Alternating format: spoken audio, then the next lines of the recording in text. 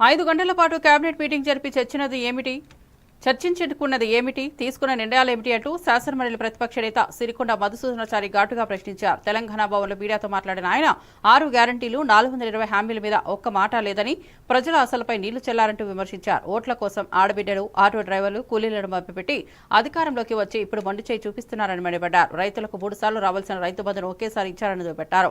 కేసీఆర్ కాళేశ్వరం నిర్మించి సస్యశ్యామలంగా మార్చితే రేవంత్ సర్కార్ అన్ని రంగాల్లో దెబ్బతీసిందన్నారు. మేడిగడ్డ బరాజ్ పగుళ్లకు రిపేర్లు కూడా చేయలేని అసమర్థత ప్రభుత్వమన్నారు. తెలంగాణ ప్రజల చైతన్యం ఏమిటో మర్చిపోవద్దని హెచ్చరించారు.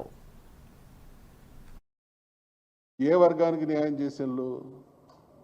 మహిళలకు చేయలే, రైతాంగానికి చేయలే, యువకులకు చేయలే, ఆటో డ్రైవర్లకు చేయలే, కార్మికులకు చేయలే, ఏ ఒక్క వర్గ ప్రయోజనం, పారిశ్రామికవేత్తలకు చేయలే, ఏ ఒక్క వర్గ ప్రయోజనం కోసం కూడా పనిచేయనటువంటి నిరర్ధక ప్రభుత్వం ఈ దేశంలో ఇప్పటి వరకు ఏదైనా ఉంది అని అంటే అది ముమ్మాటికి తెలంగాణలో రేవంత్ రెడ్డి నాయకత్వాన్ని కొనసాగుతున్నటువంటి కాంగ్రెస్ ప్రభుత్వమే.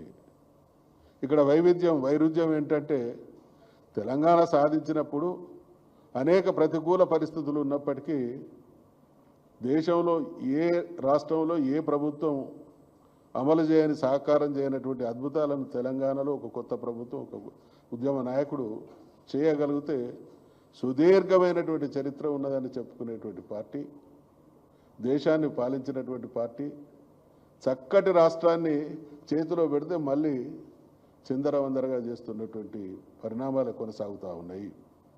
నిన్నటి కేబినెట్ మీటింగ్ ద్వారా ప్రజలకు ఆశించినటువంటి, ప్రజలు అనేక రకాలైనటువంటి భావనలతో, నమ్మకంతో ఉంటారు. కేబినెట్ సమావేశం జరుగుతున్నది అనంటే స్టేట్ అటెన్షన్ అంతా కూడా ప్రభుత్వం తీసుకునేటువంటి నిర్ణయాలపైనే ఉంటుంది.